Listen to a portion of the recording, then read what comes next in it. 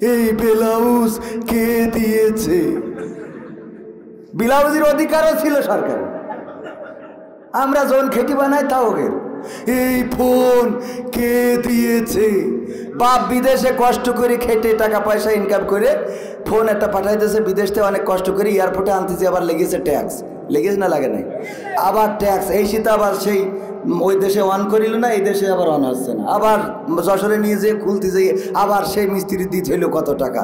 দেওয়ার পরে হঠাৎ করে আমার কাকা বলছে, এই মোবাইল কে দিয়েছে? তোর আব্বা দিয়েছে। শয়তান কি থাকে, মোবাইল বাপ কিনে বিদেশ থেকে পাঠাইলো কষ্ট করে, বাপের পরনে ছেঁড়া লুঙ্গি, ছেঁড়া প্যান্ট, ছেঁড়া জামা কাপড়, কাজ করতে করতে মাথার ঘাম পায়ে পড়ে, আর মোবাইল দেয় সরকার। পাইছেন কেউ? একজনও পাইছিলেন সরকারের মোবাইল? পাইছিলেন কি? ফোন খালি মাঝে মাঝে একটু কল দিয়ে বলতো, আমি শেখ হাসিনা বলছি তোরা ভালো থাকিস। আমাদের কাছে কল আসতো না? হ্যাঁ। যাই হোক, আমরা এই কথা কেন বললাম? নেতার প্রয়োজন এমন যেই নেতা জনগণের অধিকার বুঝে দিবে, ঠিক না বে ঠিক? আল্লাহর নবী এমন একটা সমাজ প্রতিষ্ঠা করলেন। আমরা রাসূলের সাহাবীদের কথা তো বাদই দিলাম, ইসলামের দ্বিতীয় খলিফার নামে নাম ওমর বিন আব্দুল আজিজ, যাকে দ্বিতীয় ওমর বলা হয়। নাম শুনেছেন না শোনেন নাই? ওমর বিন আব্দুল আজিজ এমন একজন নেতা হয়ে গেল, যেই নেতা সন্তান গেল রাষ্ট্রীয় ভবনে, বঙ্গভবনে, যাওয়ার পরে দেখে খুরমা রয়েছে, একটা খেজুর নিয়ে গালের মধ্যে মুখের মধ্যে ভরেছে। ওমর বিন আব্দুল আজিজ বললেন, বাবা খুরমাটা বের করো। সন্তান বের করতে চাইল না। ছোট মানুষের সামনে যদি কাঠি লজেনটা ধরেন, এই কাঠি লজেন সে মুখে দিবে না। এটা যদি বলেন দিয়ে দাও, দিতে চাইবে না। তেমন খুরমাটা দিতে চাইল না। ওমর বিন আব্দুল আজিজ আঙ্গুলটারে মুখের মধ্যে ঢুকাইয়ে বাঁকা করে বের করে আনলেন। ছোট বাচ্চাটা কাঁদতে কাঁদতে মায়ের কাছে চলে গেল, ওগো মা, আমি একটা খুরমা মুখে ভরেছিলাম, আমার বাবা সেটা আঙ্গুল ঢুকিয়ে বের করে নিয়েছে। যখন সন্ধ্যাবেলা রাষ্ট্রীয় কাজ শেষে বাড়ি ফিরলেন, বেগম বললেন, ওগো ওমর বিন আব্দুল আজিজ, তোমার এই রাষ্ট্র চালানোর কোনো দরকার নাই। কেন দরকার নাই? কেন রাগ করলে গো বেগম? রাগ করবে না কেন? এই রাষ্ট্র কেন চালাও? তুমি এই রাষ্ট্রের প্রেসিডেন্ট, তুমি খলিফা, অথচ তোমার সন্তান একটা খুরমা মুখে দিয়েছে, আর সেই খুরমাটা তুমি আঙ্গুল ঢুকাইয়ে বাঁকা করে বের করে নিয়েছো। এমন প্রেসিডেন্ট তোমার হওয়ার দরকার নেই, সেটা ছেড়ে দিয়ে তুমি ভ্যান চালাই খাও। এরকম আমাদের নারীরা বলে না? মাস্টারি করেন কিন্তু বেতন পান না, এমপিও ভুক্ত হয় নাই, এর থেকে ভ্যান চালাতে যাও তুমি। বলে না? আচ্ছা, মাস্টারও ভ্যান চালাতে পারে, বেতন না পালেও তো একজন মাস্টার, এটা তো বোঝা লাগে ভাই। আমাদের মা বোনদেরও যে যা হয়েছে, মানে টাকা দিলি ও কি করি দিয়েছে, ও সুদ খেয়ে দিয়েছে না ঘুষ, ওতে তো টাকা দিলি হয়েছে। কথা কয় না? টাকা পাইলেই হয়। কোথা থেকে আনলো, চুরি করে আনলো না ডাকাতি করে আনলো, এটা দেখার বিষয় নেই। তুমি যে টাকা দিতে পারে না, বিদেশে থাকে, হক হালাল ভাবে চলে, টাকা পাঠায় কম। আর একজন বিদেশে থাকে, দুর্নীতি করে, 2 নম্বরই করে, বসের টাকা মেরে খায়, সে টাকা পাঠায় বেশি। বউ ফোন দেবে, কয় তোমার বিদেশ থাকতে কয় কিনা? বলে না? নীতির পথে থাকলে কি বেশি ইনকাম করা যায়? না, যায় না ভাইরা আমার। ওমর বিন আব্দুল আজিজের বেগম সাহেবা যখন বলল, রাষ্ট্রীয় ক্ষমতা ছেড়ে দাও, প্রেসিডেন্ট হওয়ার দরকার নাই, কারণটা কি? কারণ হলো তুমি সন্তানের মুখ থেকে খুরমাটা কেন বের করে নিয়েছো? ওমর বিন আব্দুল আজিজ বললেন, ওগো আমার স্ত্রী, তুমি কি জানো না ওই রাষ্ট্রের মধ্যে যেই খুরমাগুলো এসেছে সব রাষ্ট্রীয় সম্পদ, ওটাই বাইতুল মাল বা ওটাই রাষ্ট্রীয় বিভিন্ন জায়গা থেকে ট্যাক্স ভ্যাট হিসাবে এসেছে। ওই খুরমায় আমার কোনো অধিকার নাই, ওটা জনগণের অধিকার, জনগণকেই বুঝিয়ে দিতে হবে। সুতরাং এই খুরমা আমার সন্তান খাবে, আর কিয়ামতের ময়দানে আমার বিচারের কাঠগড়ায় দাঁড়ানো লাগবে যে তোমার সন্তান রাষ্ট্রের একটা খেজুর অন্যায় ভাবে খেয়েছিল, খুরমা খেয়েছিল, তার কৈফিয়ত দাও। বলো বেগম, এই দুনিয়ার এইটুকু কষ্টের বিনিময়ে কি ওই পরকালের মুসিবত থেকে মুক্ত থাকা ভালো নাকি খারাপ? বেগম সাহেবা বলল, আমার ভুল হয়েছে, যেহেতু এতটা স্বচ্ছ সৎ তুমি, সুতরাং তোমার সৎ থাকাটাই আমি অ্যাকসেপ্ট করব। ওগো আমার ভাইয়েরা, শুধু তাই নয়, ওমর বিন আব্দুল আজিজের কাছে একবার এক বন্ধু আসলো গল্প করার জন্য। গল্প করছেন, রাতের অন্ধকারে কথা বলছেন। ওমর বিন আব্দুল আজিজ আলোতে কথা বলছেন, ল্যাম্প ধরানো অথবা সেই সময়ের যে মশাল বাতি ধরানো। কথা বলতে বলতে যখন ওনার কাজ শেষ হয়ে গেল, লম্পটা বন্ধ করে দিলেন, ল্যাম্পটা বন্ধ করে দিলেন। তারপরে বললেন, বলো এবার কি জানতে চাও, বলো। জানা শুরু করলো।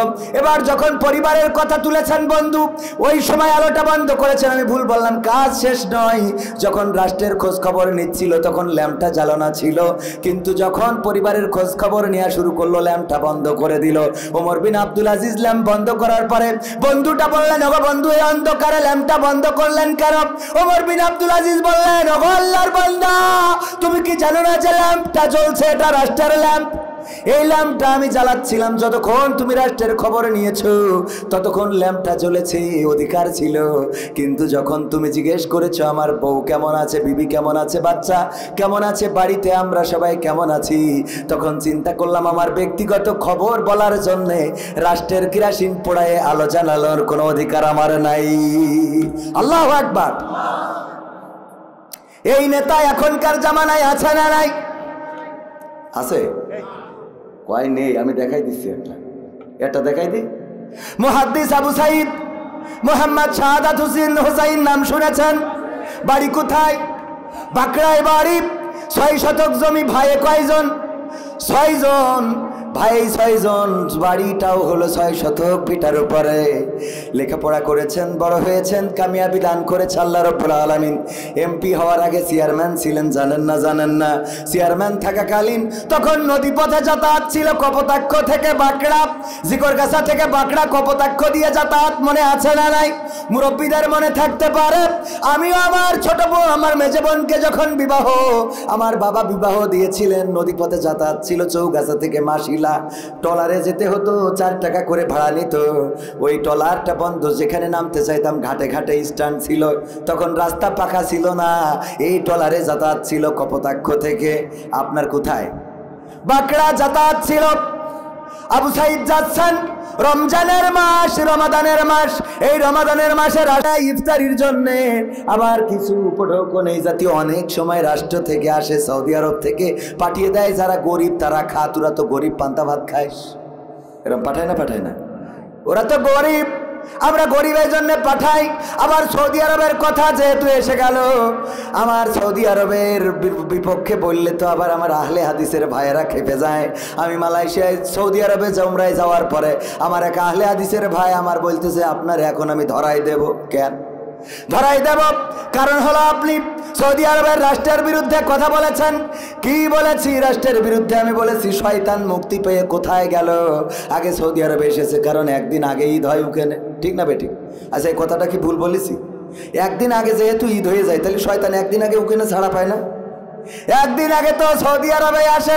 এবার সেই সৌদি আরবে একটা শো করেছে, এই শো মডেলদেরকে নিয়ে সেই শো করার আদলে কাবার মতো একটা ডিজাইন করেছে, পিছনে সেটাই লাইটিং করেছে, আর বিশ্ব থেকে নর্তকীদেরকে নিয়ে অর্ধ উলঙ্গ করে সৌদি আরবের মানুষকে দেখাইছে। এটা যারা মিডিয়ায় খোঁজ খবর রাখে তারা জানে, যারা রাখেন না তারা জানবেন না। আমার প্রমাণ চাইলেও আমি দেখাইতে পারবো, আমার এখানে আছে। দেখেছেন? অনেকের চোখের সামনে পড়ে থাকতে পারে। অর্ধ উলঙ্গ। অর্ধ উলঙ্গ মানে কি? যাদের এই সমাজে নিকৃষ্ট প্রাণী হিসাবে আমরা মনে করি, যাদের কারণে আমার যুবক তরুণদের চরিত্র নষ্ট হয়, যারা রাতে কল্পনা করে এমন যদি আমার এক কান থাকতো। এইগুলো সৌদি আরবে আনুষ্ঠানিকভাবে রাষ্ট্রীয় পৃষ্ঠপোষকতায় দেখানো হয়েছে। এই কথার প্রতিবাদ করলে আবার দেখা গেল আমি উমরায় গেলে আমার কাঠি খুলে দেব। কারণ সৌদি আরব এমন একটা রাষ্ট্র, যা করবে সব হালাল, কিছু বলার কায়দা নেই। আর আমার আহলে হাদিস ভাইয়েরা পোষা রয়েছে কিছু পোশাক, এরা যাই করুক তাই করুক, রাষ্ট্রের শেখ হাসিনারও কিছু রাষ্ট্রীয় হুজুর ছিল না? ছিল না? শাহবাগে এসে কয় আমরা এসেছি ইমানের দাবিতে। ওই ইমানের দাবিতে গিয়ে সাইদির ফাঁসির জন্য। কত বড় ইমান ওর, কত বড় ইমান! লোকজন সামনে ডাকতে, লোকজন সামনে, ওরা বোর্ড ডাকলেও আসবেন না। আসবেন আপনারা? আসবেন শোনো একটু দেখি দেখি দেখি তাহলে আসেন একটু জিকির করে না জায়গা করে দেন লা ইলাহা ইল্লাল্লাহ লা ইলাহা ইল্লাল্লাহ লা ইলাহা ইল্লাল্লাহ লা ইলাহা ইল্লাল্লাহ লা ইলাহা ইল্লাল্লাহ মুহাম্মাদুর রাসূলুল্লাহ। ওগো আমার ভাইরা, আমার যুবকেরা, তরুণেরা, কিশোরেরা যারা দাঁড়ানো, এই মাহফিলটা কিসের মাহফিল? কোরআনের মাহফিল। আল্লাহর রাসূলের ভাষায় এটা হলো রিয়াজুল জান্নাত, জান্নাতের বাগান। ওগো আমার যুবকেরা দাঁড়িয়ে যারা আছেন, যদি এই জান্নাতের বাগানে বসেন, আজকের এই বসাটা আপনার নাজাতের ওসিলা হয়ে যেতে পারে। আজকের এই বসাটা আপনার দুনিয়ার কল্যাণ, আখিরাতের কল্যাণ হিসাবে আল্লাহ কবুল করে নিতে পারেন। আমার যুবকেরা, তরুণেরা, বসার জন্য বলবো এখানে বসবেন, শুনবেন। যদি আমল করতে পারেন তাইলে আল্লাহ রব্বুল আলামিন এই আমলের ওসিলায় দুনিয়ার জীবন, আখিরাতের জীবন সুন্দর করে দিবেন। বলেন সুবহানাল্লাহ। আমরা দুই ভাই। কয় ভাই? আমি একটু মাদ্রাসায় মোটামুটি 2 ক্লাস পড়েছি, আর ইসলামী আন্দোলনের সাথে সম্পৃক্ত থেকেছি, ছাত্র সংগঠনের সাথে ছিলাম। মুরব্বী সংগঠনে 2014-তে শপথ নিয়েছি মালয়েশিয়াতে। এখানে অগ্রসর কর্মী এখন আপাতত। ভাইয়েরা আমার, কোরআন হাদিস নাড়াচাড়া করার কারণে, কোরআন হাদিসের পথে থাকার কারণে যশোরে এখন প্রোগ্রাম করার মতো সময় হয় না। আজকে এই মাহফিল করে কালকে ফুলায়, তারপরের দিন লালমনিরহাট, তারপরের দিন কুড়িগ্রাম, তারপরের দিন দিনাজপুর, তারপরের দিন আবার যশোর অঞ্চলে চুয়াডাঙ্গায় না ঝিনেদায়, খেয়াল নেই। ওগো আমার ভাইয়েরা, এটা কিসের সম্মানে? যদি কোরআন না বলতে পারতাম তাইলে এই স্টেজে কি বসাতেন? না, বসাতেন না। 2 কলম জানার কারণে আল্লাহ এই স্টেজে বসাইছেন। আমার যুবকদেরকে বলবো, তরুণদেরকে বলবো, পথহারা হওয়া যাবে না, পথভ্রষ্ট হওয়া যাবে না। যদি আল্লাহর পথে আসতে পারেন, থাকতে পারেন, চলতে পারেন, আল্লাহ দুনিয়ার জীবনটা সুন্দর করে দিবেন, আর আখিরাতের জীবনটা মুক্তির করে দিবেন। বলেন সুবহানাল্লাহ। আর যদি দুনিয়ার জীবনে আপনি রং ঢং করে বেড়ান, দুনিয়ার জীবনে যদি আপনি অন্যায় করে বেড়ান, পাপাচার কদাচারের সাথে সম্পৃক্ততা থাকে, ভাইয়েরা আমার, পরকালের ময়দানে এগুলো অস্বীকার করতে পারবেন না। যদি বলেন আমি পীর সাহেব ছিলাম, জামাত ইসলামের কর্মী ছিলাম, আমার আল্লাহ ওই দিন আল ইয়াউমা নাখতিমু আলা আফওয়াহিহিম ওয়া তুকাল্লিমুনা আইদিহিম ওয়া তাশহাদু আরজুলুহুম বিমা কানু ইয়াকসিবুন।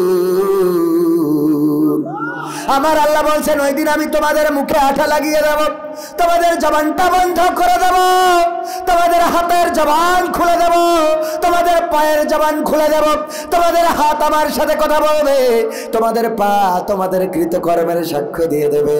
ওগো আমার যুবকেরা, এই হাত দিয়ে কতটা রাত জেগে ফ্রি ফায়ার পাবজি খেলো, এই হাত দিয়ে কার সাথে চ্যাটিং করো, ব্যাটিং করো, এই পা দিয়ে কার কাছে হেঁটে লাইলাতুল ফেব্রুয়ারি আসে না নাই? তুমি মোটর সাইকেলে গিয়ার দিয়ে চলে গেলে গদখালিতে লাইলাতুল ফেব্রুয়ারি পালন করার জন্য। ওই দিন কিন্তু হাত বলবে, এই হাত দিয়ে ফুল দিয়ে বলেছিল আই লাভ ইউ, ঠ্যাং বলবে হ্যাঁ, এরকম করে ভেঙে বসেছিল। কথা কয় না, সব বলে দেবে। ওগো আমার যুবকেরা, ওটা যেমন বলবে আজকের এই মাহফিলে যারা আছেন, মাহফিলে যারা বসেছেন, দাঁড়িয়েছেন, আল্লাহ রাব্বুল আলামিনের কাছে ওই দিন এই হাত, চোখ, কান, নাক, মুখ তারাও বলবে আল্লাহ তোমার এই বান্দা একদিন মাহফিলে ছিল, শীতের রাত দাঁড়িয়েছিল, বসেছিল, কোরআনের কথাগুলো শুনেছিল। পা বলবে কথা সত্য, আমার এই পায়ে হেঁটে হেঁটে গিয়েছিল, এই পায়ে হেঁটে অথবা বাইক চালিয়ে অথবা বাইসাইকেল চালিয়ে গিয়েছিল। চোখ বলবে হ্যাঁ, আমিও সাক্ষ্য দিচ্ছি গো আল্লাহ, এই চোখ দিয়ে কবির বিন সামাদ, আজিজুর রহমান, আরো যে বক্তাগুলো ছিল তাদের আলোচনাগুলো শুনেছিল। কান বলবে কথা সত্য, আমার কানেই তো শুনেছিল। ওই দিন হতে পারে এটাই আপনার নাজাতের ওসিলা। সবাই জোরে জোরে বলেন সুবহানাল্লাহ। ভাইরা আমার, আমি এখনো শুরু করিনি, শুরু করব। আমি মুহাদ্দিস আবু সাঈদ সাহেবের উদাহরণটা কেন দিচ্ছি, নেতার মতো নেতা কেন হতে হবে? মুহাদ্দিস আবু সাঈদ সাহেব চেয়ারম্যান, উনি ইন্তেকাল করেছেন রাহিমাহুল্লাহ, চলে গিয়েছেন পৃথিবী ছেড়ে। আল্লাহ কবরটারে জান্নাতের বাগান বানান, বলেন আমিন। এই মানুষগুলোর কথা পত্রিকায় আসে না, এই মানুষগুলোর কথা মিডিয়ায় আসে না, এই মানুষগুলোর কথা পেপার পত্রিকায় ছাপা হয় না, বরং ছাপা হয়। আজকেও দেখলাম আর টিভি নিউজ, আজকেও দেখলাম লিখেছে পরিমণি আবারও প্রেমে পড়েছে। বলেন সুবহানাল্লাহ। নাউজুবিল্লাহ, আস্তাগফিরুল্লাহ। আমার ভুল আছে, আমার ভুল হয়েছে, মানে ওই বলতেছি একমুখ হয়ে গেছে আর কি। না মনে করছেন যে যাইনি বুঝে বলেনি, তা না, যাইনি বুঝেই বলে একটু টেস্ট করলাম। কারণ মাঝে মাঝে মাঝে পরীক্ষা নেওয়ার দরকার আছে না নাই? আমরা মাহফিল শেষ না করে চলে যাব, কে কে হাত উঁচু করেন? দেখেন তাও ঝোঁক ঝোঁক মারছিল যে হাত উঁচু করবো না করবো না, আছে না নাই? ভালো করে শোনা লাগবে, যদি ভালো করে না শোনেন বিপদে পড়বেন। অনেকেই মাহফিলে এসে ঘুম দেয়, আছে না নাই? ঘুম দেয়, ঘুম পড়েছে, ও আধা ঘুম আধা কাক ঘুম, আমরা কাক ঘুম বলি। মাহফিলে কালেকশন চলছে, কালেকশনের সময় তো আরো ঘুম বেশি আসে না কম, কারণ টাকা যেন না দেয়া লাগে। হুজুর বলছে 50,000 টাকা কোন আল্লাহর বান্দা আছেন দেবেন?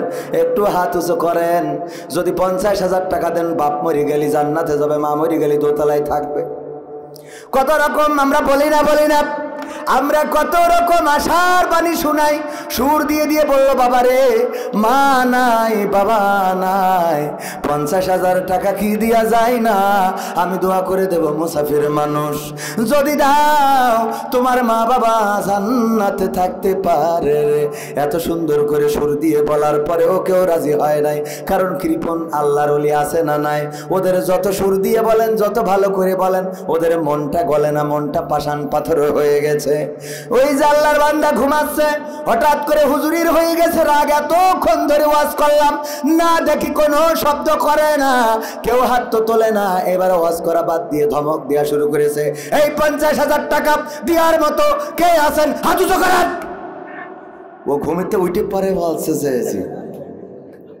নাম কি? নাম হলো মাহবুবুর রহমান। আল্লাহ মাহবুবুর রহমানকে কবুল করো, তোমার বান্দা 50,000 টাকা এই মাহফিলে করলো দান, আল্লাহ 14 গোষ্ঠী জান্নাতে দিয়ে দাও। সবাই জোরে জোরে বলেন আমিন। তো বলছে আল্লাহ, কালকে বিড়ি না খালি যে পায়খানা হবে না, আমার সেই 1 প্যাকেট বিড়ি কেনারও টাকা নেই। এখন উপায় কি? পরের দিন আমার মুহতারাম শ্রদ্ধাভাজন মাওলানা আজিজুর রহমান সাহেবের কাছে গিয়েছে, হুজুর গো বিপদে পড়ে গেছি। কি বিপদ? আমি মাহফিল শুনতে যাই, আধো আধো ঘুম, হুজুর কালেকশন করছে বুঝতে পারি নাই, বলছে 50,000 টাকা দেবেন, কে কে হাত উঁচু করেন। আমি খালি হাত উঁচু করেন এটা শুনে হাত উঁচু করেছি, আগের লাইন শুনি নাই। এখন কি হয়েছে? আগের লাইনে বলেছে 50,000 টাকা কে দেবে? আমি তো 50,000 টাকা কনতে দেবো, 5 টাকার 1 প্যাকেট আকিস বিড়ি কেনার টাকাও তো পকেটে নেই। হুজুর দোয়া করে দিয়েছে আমার 14 গোষ্ঠী যেন জান্নাতে থাকে। এখন টাকা যে দিতে পারবো না, এর জন্য কি আবার মা বাপ 14 গোষ্ঠীর বের করে নিয়ে আসবে নাকি জান্নাতে? এই জন্য মন খুলে কান খুলে বিবেক দিয়ে ওয়াজ শোনার দরকার আছে না নাই?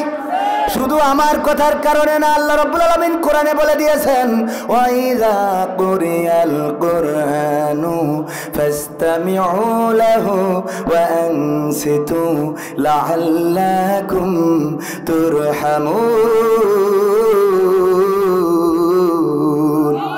আমার আল্লাহ বলছেন, যখন তোমাদের সামনে কোরআন থেকে বলা হবে, কোরআন থেকে পড়া হবে, তখন তোমরা চুপ থেকে তোমাদের বিবেকের কানটা খুলে দেবে, হৃদয়ের কানটা খুলে দেবে।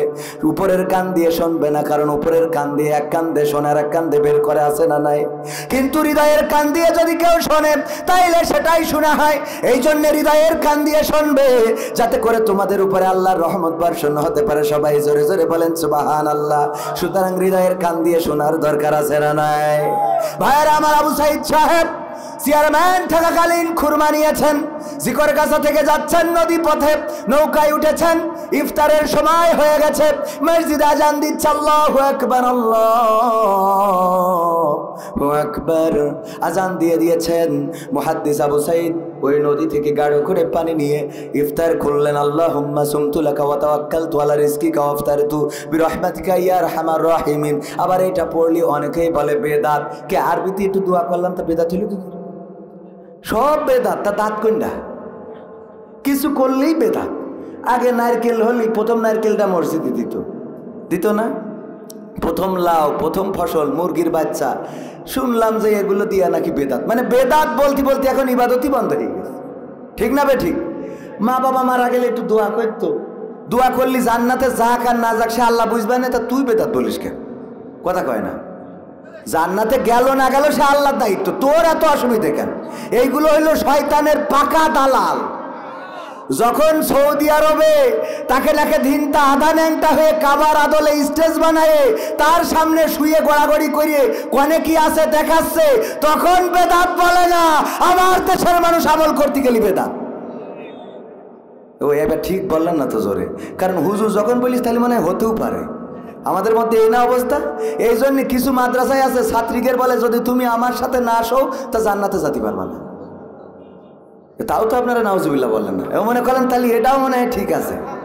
মানে হুজুর তো এটা মনে হয়, যদি বিশ্বাস না হয় মোবাইল খোঁজেন দেখেন, জাহান্নামের ভয় দেখায়, জাহান্নামের ভয় দেখায় মাদ্রাসার শিক্ষকেরা পর্যন্ত ছাত্রীদের সাথে আকাম কুকাম করে। আছে না নাই? না থাকলে খুঁজে দেবো আমি, আমার কাছে আসেন। এই কথাগুলো বলে না হুজুর। তো হুজুর যদি পুরুষের সাথে বাচ্চা ছেলের সাথে বলৎকারও করে, বাড়ি এসে যদি ফ্যামিলির বলে কয় খবরদার পুলিশ নেই, যা হয়ে গেছে।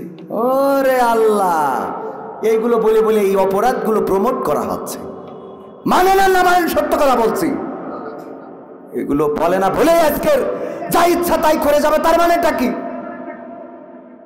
মুখে বলবেন। আমি সেই জন্য দুইটা আয়াত নিয়েছি পবিত্র কুরআনের সূরা সফের, মনে আছে আপনাদের?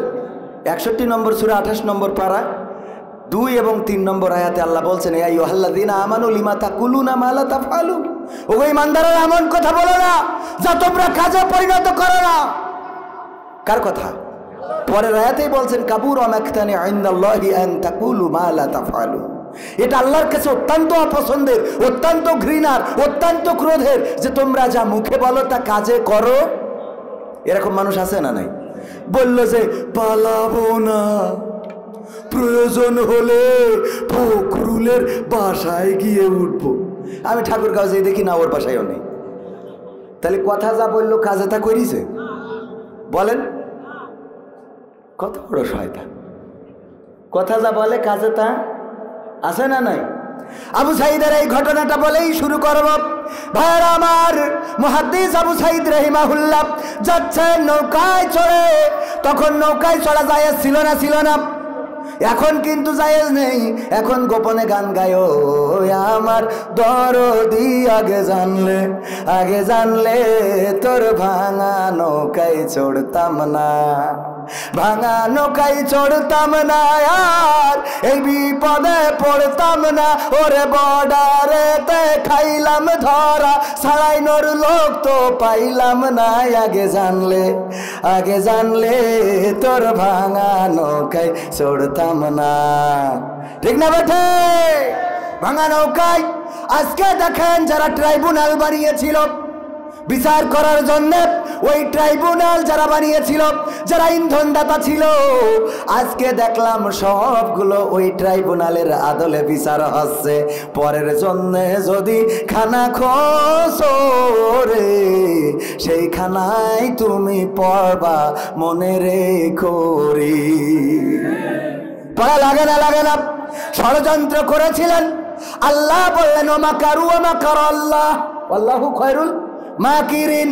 আল্লাহ বলছে তোমরা চক্রান্ত করো, ষড়যন্ত্র করো, পরিকল্পনা করো, কিন্তু আমি আল্লাহ তোমাদের থেকে বড় পরিকল্পনাকারী। মনে করে না আমি ছাড় দিয়েছি বলে ছেড়ে দেবো, আমি ছাড় দিই কিন্তু ছেড়ে দিই। কোথায় গেল এমপিরা সব?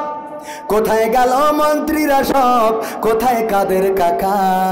তাদের সারা দেশটা এখন লাগে ফাঁকা। কোথায় গেল মন্ত্রীরা সব? কোথায় গেল এমপিরা সব? কোথায় গেল নেতারা সব? কোথায় গেল সামসারা সব? কোথায় কাদের কাকা? তাদের সারা দেশটা এখন লাগে ফাঁকা। ওদের সারা দেশটা এখন লাগে ফাঁকা। পালাবো না, পালাবে না পালাবে না যাই না তবু দেখা, পালাবে না পালাবে না যাই না তবু দেখা। তাদের ছাড়া দেশটা এখন লাগে ফাঁকা ফাঁকা, ওদের ছাড়া দেশটা এখন লাগে ফাঁকা ফাঁকা। আইন মন্ত্রী আটকে গেল আইনেরই ফাঁকে, দাড়ি ছাড়া দরবেশের ভণ্ড ভণ্ড লাগে। এখন আবার দাড়ি বড় হয়ে গেছে। হ্যাঁ, ওরা দাড়ি আল্লাহ রসুলের জন্য রাখে নাই, ঠিক না ঠিক? আল্লাহ রসুলের জন্য যদি রাখতো, আল্লাহর জন্য যদি দাড়িটা হতো, আল্লাহর সন্তুষ্টির জন্য যদি দাড়িটা হতো, তাইলে ওই দাড়িতে অন্তত খুর লাগাইতে পারতো। কথা কেন পারতো? ওই দাড়ি তারা ব্যবসায়ীর জন্য। ওই নেতা আমার ছিল আহলে হাদিস নামক আন্দোলনের উপদেষ্টা। কথা কয় না যে দাড়ি কামে। আমি কিন্তু আহলে হাদিসের বিরুদ্ধের লোক না, আবার মনে করি না যে আমি বিরুদ্ধের লোক, কারণ এই খবিশগুলো এরা ওইগুলোর পৃষ্ঠপোষকতা করেছে। আর আমাদের কয় এটা বেদাত, ওইটা বেদাত, এইটা বেদাত, ওইটা বেদাত, ওইটা বেদাত, ওইটা বেদাত। দাঁত কোনটা? আমি বলি বাংলা ভাষায় কথা বলাও বেদাত, কারণ আমার রাসূল জীবনে একদিনও বাংলা ভাষায় কথা বলা তোদের কথা জানেই না, ঠিক না বে ঠিক? ভাত খাওয়া বেদাত, কারণ রাসূল তো ভাত খায় নাই, খুরমা খেয়েছে বেশি, আর রুটি খেয়েছে, জব আটা। তুমি বেদাত বলো, আবার বাংলায় ফতোয়া দাও। আরবিতে ফতোয়া দিতে হবে, তারপরে তোমারটা মানবো আমি। বড় আল্লাহওয়ালা তুমি।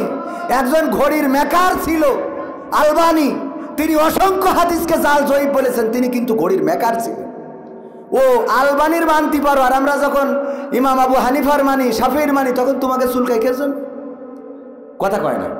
যখন মাদানি কথা বলে, মাদানি ফতোয়া দিয়েছে, কোথায় বসে? মতিউর রহমান মাদানি, দাদার দেশের লোক, ভারতে বসে ফতোয়া দেয়, ওটা মানা যায়। আর আমাদের ইমাম আবু হানিফা, ইমাম শাফি রাহিমাহুল্লাহ, তারা যখন ফতোয়া দেয় তখন ওটা মানা যায় না। কে? ইমাম বুখারি, মুসলিম সহ যে কয়টা, 6টা সিয়াসিত্তা, কয়টা? 6টা সহি হাদিস। এই 6টা সহি হাদিস তো 6 জন ইমাম লিখেছে, ঠিক না বে ঠিক? আপনি 6 ইমামের দলিল নিয়ে ফতোয়া দিচ্ছেন, আবার আমাকে বলছেন হানাফি মাযহাব মানা বেদাত। পাকামো কোথাকার কথা বললি। কালকে আবার ওরা কবে দেখো নাট্যকার, তো নাট্যকার হয়েছি তো কি? আমি নাট্যকারই তো। নাট্যকার না কিডা? কথা কয় না। নাট্যকার না কিডা? কেউ প্রকাশ্যে করে, কেউ অপ্রকাশ্যে করে। তোমারও পাঠান খুললে বোঝা যাবে যে তুমি কি জিনিস, ঠিক না ঠিক? ও আমার ভাইরা, ও তাহলে গানটা শেষ করি নাকি? কোথায় গেল এমপিরা সব, কোথায় গেল মন্ত্রীরা সব, কোথায় কাদের কাকা? তাদের ছাড়া দেশটা এখন লাগে ফাঁকা ফাঁকা। কি বিচারপতি আটকে গেল, বিচার আইন মন্ত্রী আটকে গেল আইনেরই ফাঁকে, দাড়ি ছাড়া দরবেশের ভণ্ড ভণ্ড লাগে। আইন মন্ত্রী আটকে গেল আইনেরই ফাঁকে, দাড়ি ছাড়া দরবেশের ভণ্ড ভণ্ড লাগে। শুনছি কত নেতা নেত্রী খাইতেছে ভাই ডান্ডা, বিচারপতি কালামানিকের ফাটিয়েছে আন্ডা। পলকেরও ঝলক গেল। আজকে আমার পলক ভাই আবার দোয়া চাইছে আমাদের কাছে, আল্লাহ কবুল করে, বলে না আমিন। বাড়াবাড়ি যা করিস আল্লাহ যেভাবে তুমি চাও সেইভাবে দাও, আমিন। কথা কয় না আমিন? দোয়া চাইছে না চাই নাই? এই দেখেছেন না সামনে পড়েছে, বলছে আমাকে কম কান্দান কান্দাইছিস তোরা। আর আমরা তো তোদের কিছু, আমরা তো ক্ষমা করে দিচ্ছি। আমাদের নেতা বলছে ক্ষমা, কি বলিছে? মাফ করে দিলাম। তা তারপরেও যেসব করেছি আমরা তো ধরছি না, ধরছে কারা? জনগণ না। যাকে সুবানি খাওয়াতে চাইলে ওরা ধরছে, আমাদের কি যায় আসে? বললো টুস করি ফেলাই দিতে হবে পদ্মা সেতুতে, সে আবার চেয়ারে বসে এখন সব বাটন মারতেছে, ঠিক না ঠিক? নদীরে কুল ভাঙে অকুল করে, এই তো নদীর খেলা। সকাল বেলার ধ্বনি তুমি, ফকির সন্ধ্যা বেলা। আইন মন্ত্রী আটকে গেল আইনেরই ফাঁকে, দাড়ি ছাড়া দরবেশের ভণ্ড ভণ্ড লাগে। শুনছি কত নেতা নেত্রী খাইতেছে ভাই ডান্ডা, বিচারপতি কালামানিকের ফাটিয়েছে আন্ডা। পলকেরও ঝলক গেল, পলকেরও ঝলক গেল থামিয়ে নেটের চাকা। তাদের ছাড়া দেশটা এখন লাগে ফাঁকা ফাঁকা, ওদের ছাড়া দেশটা এখন লাগে ফাঁকা ফাঁকা। কই গেল সেই সংসদেতে মমতাজের গান, কোথায় গেল হজরত বলা শামীম ওসমান? খেলা হবে, আসো খেলবো, কই গেল সেই সংসদেতে মমতাজের গান, কোথায় গেল হযরত বলা শামীম ওসমান, ইনু মেনন দীপুমণি আছে কারাগারে, বাপ করিলেও পাপ কখনো ছাড়ে কি আর তারে। কোথায় গেল স্পিকারের, কোথায় গেল স্পিকারের দৃষ্টি আঁকা বাঁকা, তাদের ছাড়া দেশটা এখন লাগে ফাঁকা ফাঁকা, ওদের ছাড়া দেশটা এখন লাগে ফাঁকা ফাঁকা। কোথায় গেল আরাফাত আর ব্যারিস্টার সুমন, কথা বলার সময় তারা করে নিয়োজন। মুরগি কবির খাইছে ধরা, জাফর কোথায় আছে, গোপনে কি সেও গেল মোদি দাদুর কাছে। কোথায় গেল এস আলমের, কোথায় গেল এস আলমের কাড়ি কাড়ি টাকা, তাদের ছাড়া দেশটা এখন লাগে ফাঁকা। আমার উস্তাদজি একটু খাবার খাইতে হবে বা ব্যস্ততা আছে, অনেকক্ষণ বসে রইলেন। আল্লাহ আমার উস্তাদজির হায়াতে তাইয়্যিবা দান করেন, বলেন আমিন। আল্লাহ যেন এই বাংলাদেশে নেতৃত্ব দেওয়ার তৌফিক দান করেন, বলেন আমিন। আল্লাহ রাব্বুল আলামিন উনার ইমানি জজবাকে আরো বৃদ্ধি করে দিয়ে এই সার সার গণমানুষের নেতায় যেন পরিণত হতে পারে সেই তৌফিক দান করুন, বলেন আমিন। আল্লাহ এই মানুষগুলোকে পরীক্ষা নিয়েছেন, সব ধরনের পরীক্ষায় তারা উত্তীর্ণ হয়েছে না হয় নাই? যারা বলেছিল এই দেশ ছাড়ব না, হাসিনা পালাই না, আবার তারাই পালাই গেল। আমার এই জায়গায় খারাপ লাগে। আমি কত তার পক্ষে কথা বলে বেড়ালাম, কত এই যে উন্নয়ন, পদ্মা সেতু, কত কি বলি বেড়াইছি, ফেলাই থেকে চলে গেছে। খারাপ লাগে না শোনা? কথা কয় না, খারাপ লাগে না? আর এই দল যারা করে, আমি তো তওবা করি যে না সম্ভব না, যা করিলাম 5 তারিখ পর্যন্ত শেষ। আমি তো তওবা করেছি, ইরা যারা তওবা করে না, ইরা কারা, কোথা থেকে এলো ওরা? হ্যাঁ, মাসুদ ভালো হলো না, এখনো ফোনে কয় আমরা আসি নেত্রী, আপনি টেনশন করেন না, দিক নির্দেশনা দেয়, বলেন এই প্রচার করেন ওই প্রচার করেন, এই দেখছে না দেখছে না, ফোন কল প্রকাশ্যে আসছে না আসছে না। আরে বাবা, নেতা তো সে যে রাজপথে দাঁড়িয়ে মরতে শিকার, কিন্তু কর্মীদের ফেলে রেখে ভেগে যাবে না। কিন্তু যেই নেতা কর্মীদের বিপদে ফেলে, আমার গ্রামের মেম্বার, আমার ইউনিয়নের চেয়ারম্যান, আমার আসনের এমপি, আমার মন্ত্রী, আমার নেতা যারা নিঃস্বার্থভাবে নেত্রীর পিছনে বেরিয়েছে, নেত্রী তো ঠিকই হেলিকপ্টারে চলে গেল, নেতারা বর্ডারে জাতি যেয়ে বিসি মিসি সব হারাইছে, ঠিক না বে ঠিক? অন্য কিছু হারাইতো তো একটা কথা ছিল, এমন জিনিস কাটি নিয়েছে যে বউ থাকবে না, ঠিক না বে ঠিক? তাহলে এখনো তোরা এর পক্ষে থাকিস, এখন তো বিসি হারাইছিস, কদিন পরে তো ম্যাচিং হারাই ফেলবো। আর কত বলবো, এরপরে যদি হেদায়েত না, এর তো হেদায়েতের কথা বলছি, ঠিক না বে ঠিক? ভাইরা আমার, মুহাদ্দিস আবু সাঈদ রাহিমাহুল্লাহ খেজুর নিয়ে যাচ্ছেন নৌকায় করে, আজান হয়ে গেল, নদী থেকে বলি হাতের তালুতে পানি উঠায় নিয়ে ইফতার করলেন। ইফতার করার সময় নৌকায় আরো লোক থাকে না থাকে না, নৌকায় যারা রয়েছে, তখন তো নৌকায় লোক বেশি ছিল, কারণ তখন নৌকায় ছিল বেশি, কিস্তি নূহ নবীর কিস্তি। ওগো আমার ভাইরা, নৌকায় যখন অন্য লোকেরা বলতেছে ওগো চেয়ারম্যান সাহেব, আপনি তো দেখছি খুরমা নিয়ে যাচ্ছেন, খেজুরের প্যাকেটগুলো প্লাস্টিকের হয়, দেখা যায় না যায় না, আবার যদি কার্টুনের হয় তাও গায়ে ছবি থাকে না থাকে না, ওই তো দেখছি খুরমা, এই খুরমাগুলো নিয়ে যাচ্ছেন, অথচ আপনি ইফতার করলেন নদীর পানি দিয়ে, অপরিষ্কার পানি, এই পানিতে ময়লা আছে, জীবাণু আছে, তারপরেও সেটা দিয়ে কেন ইফতার করলেন?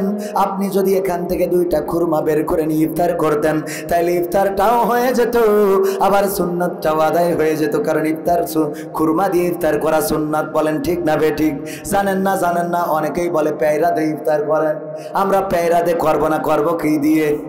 খুরমা দিয়ে। আগে অনেকেই পানি খায়, আগে পানি খাবেন না, খাবেন কি? খুরমা বিসমিল্লাহ বলে ইফতার করলে হয়ে যায়। আপনি দোয়া পড়েন না পড়েন কোনো অসুবিধা নাই, বাধ্যতামূলক মনে করার কিছু নাই। ওগো আমার ভাইরা, অনেক বিষয় আছে আমরা বাধ্যতামূলক মনে করি, সেইগুলো বেদাত, কিন্তু বাধ্যতামূলক মনে না করলে বেদাত হবে না। বাবা মারা গেছে, 3 দিন পরে মিলাদ দিতে হবে, 40 দিন পরে 40 করতে হবে, আর গরু জবাই করে খানার আয়োজন করতে হবে। এইগুলো যদি বাধ্যতামূলক মনে করেন, আর যদি মনে করেন এইগুলো করলে আমার আব্বা জান্নাতে যাবে, তাইলে এটা বেদাত বেদাত বেদাত। কথা কি ক্লিয়ার? কথা বুঝতে হবে, আগে না বুঝে লাফ দিলে হবে না। কথা বুঝার দরকার আছে না নাই? হাত যদি বুকের উপরে বাঁধেন অসুবিধা নাই, পেটের উপরে বাঁধেন অসুবিধা নাই, নাভির উপরে বাঁধেন অসুবিধা নাই। আমাদের অসুবিধা হলো আল্লাহর রাসূল সাল্লাল্লাহু আলাইহি সাল্লাম 3 জায়গায় হাত বেঁধেছেন, জোরে আমিন বলেছেন, আস্তেও বলেছেন, সহি হাদিস আছে। কিন্তু এইগুলো নিয়ে মত বিতর্ক, মত পার্থক্য, সিম্পল বিষয়, আমরা ইখতিলাফ করি। কিন্তু এইটা করতে যেয়ে যেটা করে ফেলি, আমরা মনে করি এটা করা যাবে না, এটা করা যাবে না, এটা অল্প স্বল্প ছোটোখাটো ব্যাপার, কিন্তু এটা করা যাবে না মনে করে যখন মাথা ফাটাফাটি করি, ওইটা হলো স্পষ্ট হারাম। ওটা কি? মাথা ফাটাফাটি করা কি হারাম। হারামটা করতেছে ছোট একটা বিষয় নিয়ে। এক জায়গার এক ইমাম সাহেব, সে যেই শোনে যে এইখানে ইমাম চেঞ্জ হয়, কে 2 গ্রুপেরই পাওয়ার বেশি। যখন আহলে হাদিসের লোক পাওয়ারে আসে তখন আমিন জোরে বলা লাগে, হাত কপালে বুকের পরে বাঁধা লাগে। আর যখন মাযহাবপন্থীরা ক্ষমতায় আসে তখন যে নাভির পরে বাঁধা লাগে। এই জন্য ইমাম যাদের পাওয়ার থাকে তারা ইমাম রাখে, অন্যরা চলে যায়। তো এই কারণে ও ইমাম সাহেব দেখলো যে ঠিক আছে, আমার ইমামতি যদি রাখতে হয় 2 দলেরই মন রক্ষা করার জন্য, ও নামাজ পড়ার সময় বলছে আল্লাহু আকবার বলি কপালে হাত বেঁধেছে। নামাজ শেষে বলছে যে হুজুর, এতদিন তো তাও একটু লিমিটের মধ্যে ছিল যে নাভির থেকে বুক পর্যন্ত উঠা নামা করেছে, আজকে তো সব ছাড়াই কপালে বাঁধেছেন, এইটা কোন হাদিসই আছে? বলছে এটা কোনো হাদিসই নেই, এটা আমি তৈরি করেছি। কেন করেছেন? কারণ আমি দেখলাম নাভির উপরে হাত বাঁধা সেটা হাদিসে আছে, বুকের উপরে হাত বাঁধা সেটাও হাদিসে আছে। কিন্তু এই জায়গায় এই 2টা বিষয় নিয়ে মত পার্থক্য করে যারা যখন পাহাড়ে আসেন তারা সেই ইমাম তাড়িয়ে দেন যে ইমাম আপনাদের মন মতো হয় নাই। এই জন্য আমি 2 দলকে খুশি রাখার জন্যে কপালে হাত বাঁধিছি, যে ওই জায়গা বাদ থাক, কপালে বাঁধি।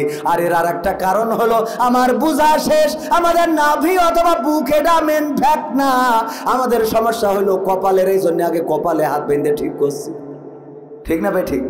আমাদের দোষ কিসের? কপালের যে বিষয় নিয়ে তর্ক করা দরকার সেটা নিয়ে করি না, ছোটখাটো বিষয় নিয়ে তর্ক করি গো। পাকিস্তানের জাহাজ বাংলাদেশে এসেছে, ভারতের মাথা ব্যথা কেন? ইসরায়েলি জাহাজ আসলে কি তারা খুশি? তা আপনি তো উত্তর দিয়েই দিয়েছেন। আমরা আবার কি হুজুর শুনছি পরিমণি নাকি নতুন করে প্রেমে পড়েছে, তো সেটা তো খানিক আগে কলাম। পত্রিকায় এসেছে না আসে নাই? পত্রিকায় এসেছে, টেলিভিশনে নিউজ হবে, আবার সাংবাদিকরা মাইক্রোফোন ধরে বলবে আপনি যাকে প্রেম করেছেন সে কি? আরে বাবা, নিজের বউ ঘরে থাকে না, ও আরেকজনের বউ ঠিক করে বেড়ায়। সম্মানিত ভাইরা আমার, লিল্লাহে তাকবীর। প্রধান বক্তার আগমন, প্রধান বক্তার আগমন। মাহফিলের পক্ষ থেকে জনাব মিজানুর রহমান সাহেবের আগমন, মিজানুর রহমান সাহেবের আগমন। মিজানুর ভাই না আবুল হায়াত? ও আবুল হায়াত। নারায়ে তাকবীর। আবুল হায়াত সাহেবের আগমন। মাহফিলের পক্ষ থেকে সবার সাথে আবারও দেখা হবে, কথা হবে। সেই পর্যন্ত আল্লাহ সকলকে ভালো রাখুন। কথা যতটুকু বলেছি ভুল ত্রুটি হয়ে থাকলে আমার অযোগ্যতা, আমার মূর্খতা, আমার অজ্ঞতা আল্লাহ যেন ক্ষমা করেন। ভালো যেটুকু বলেছি আল্লাহ রাব্বুল আলামিন তৌফিক দিয়েছেন, সকল কৃতিত্ব তার। সম্মানিত ভাইয়েরা, যুবকেরা, তরুণেরা, কিশোরেরা সবাই বসে যান, মাহফিলের পরিবেশটা সুন্দর করে দেব এবং আমরা মাহফিল শেষ না করে কেউ যাব, মনে থাকবে ইনশাআল্লাহ। আল্লাহ আমাদের সবাইকে সেই তৌফিক দান করুন। ওমা তৌফিক ইল্লা বিল্লাহ। আসসালামু আলাইকুম ওয়া রাহমাতুল্লাহ।